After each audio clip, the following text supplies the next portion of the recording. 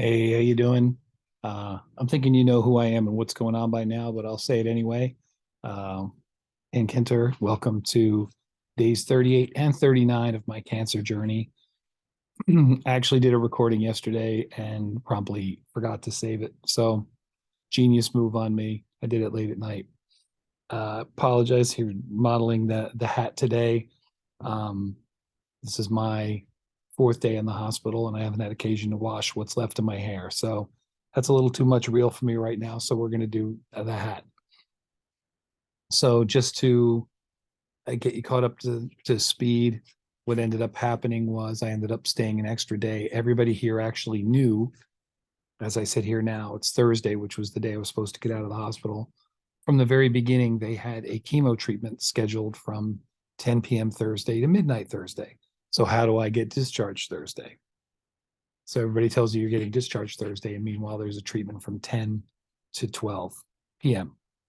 So that's not going to fly. So um, that isn't really going to work.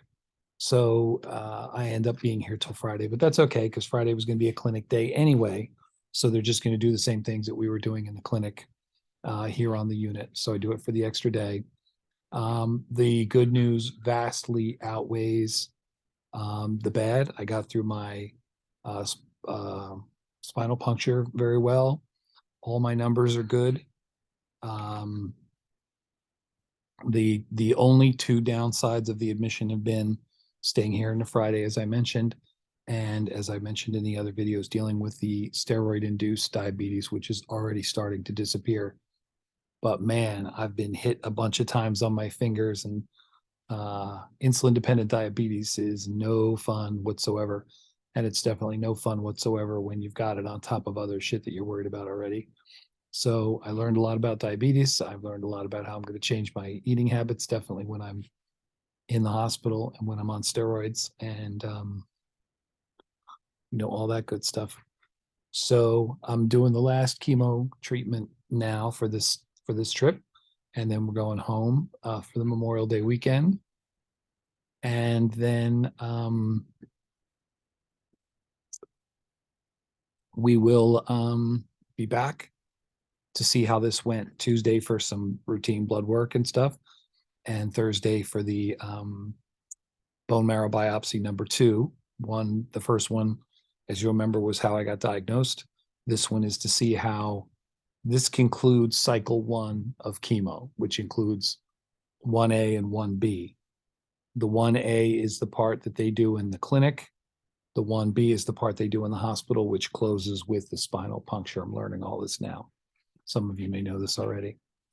So after all that's over, the 1B part has to be in the hospital. And it sounds like 2B, 3B, and 4B will as well.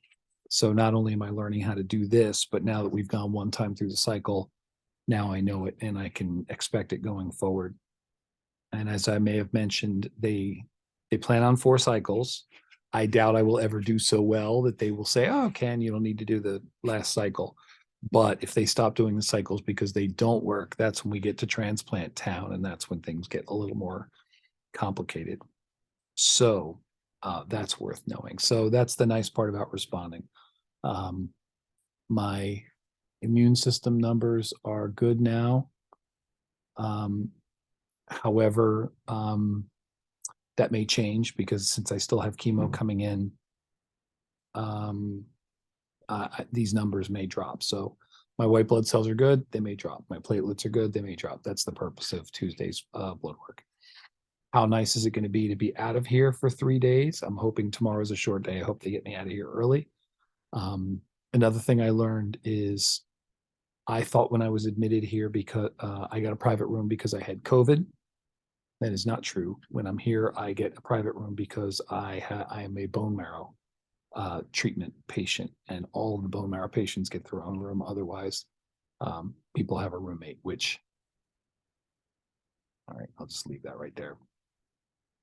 It's not. It's nice to listen to my music. It's nice to have confidentiality in a room. It's nice. It helps. and it removes a lot of other issues, none the least of which is cross-contamination, especially when you have somebody with no immune system, which is why we're here. So yeah, the real unpleasant part of this stay was um, it was much easier than the first day. It was really nice working with the same staff.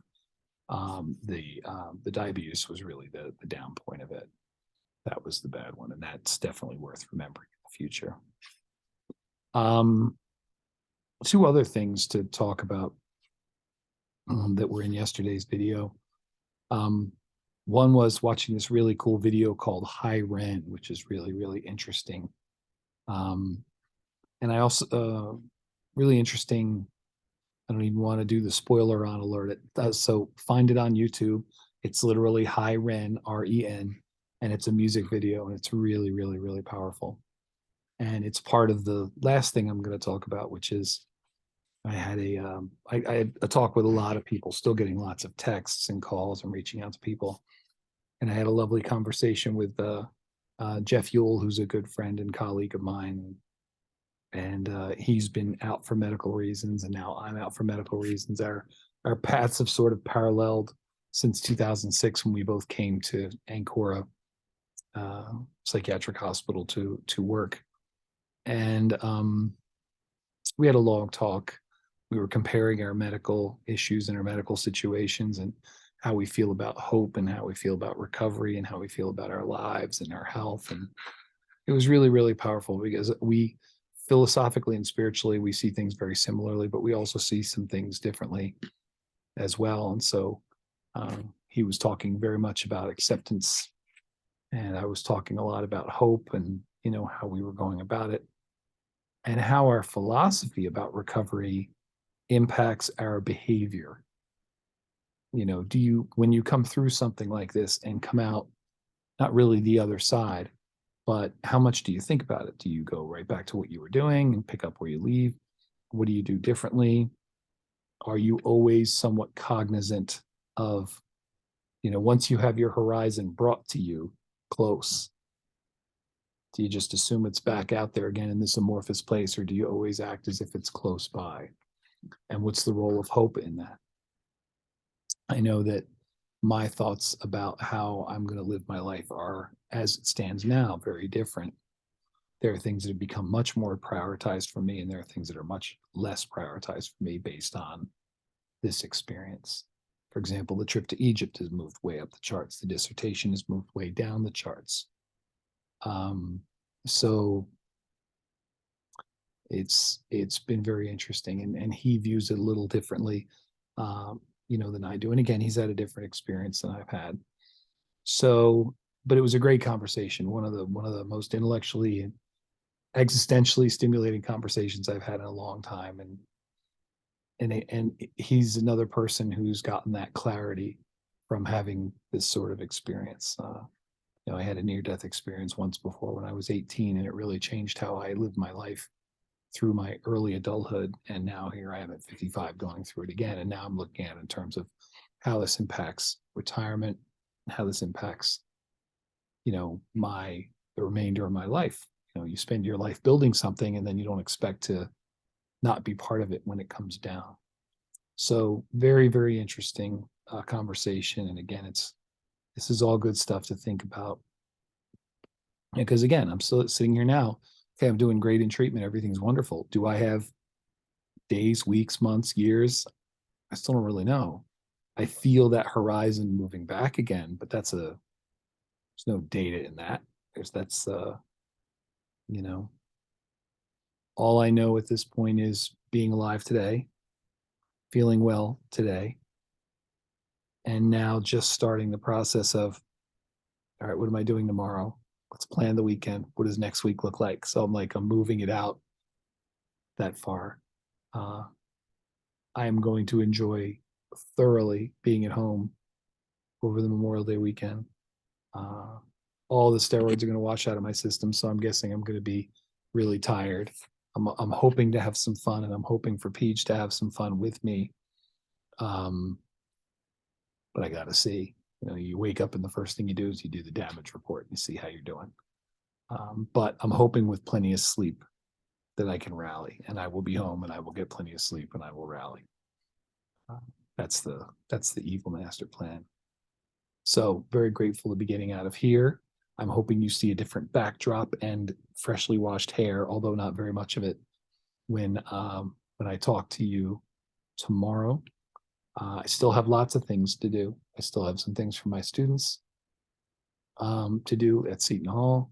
I still have things to do for Rutgers, my employer. Every one of whom have been great to me. The support from that side has also been extremely helpful. And I just want to continue what I'm doing. Don't fix what ain't broke. And so far, this is working. The only change I'm making is just lifting the eyes up a little bit to see a little further down the road. The conditions aren't as bad. You know, when you're driving in the foggy, rainy road, you're just looking at what's right in front of the car. And then you can kind of raise your gaze and your scope a little bit. And that's kind of what I'm doing.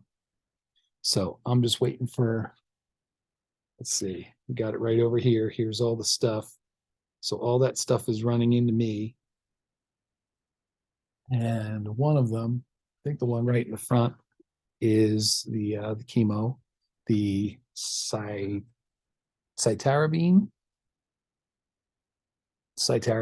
and that's the last dose.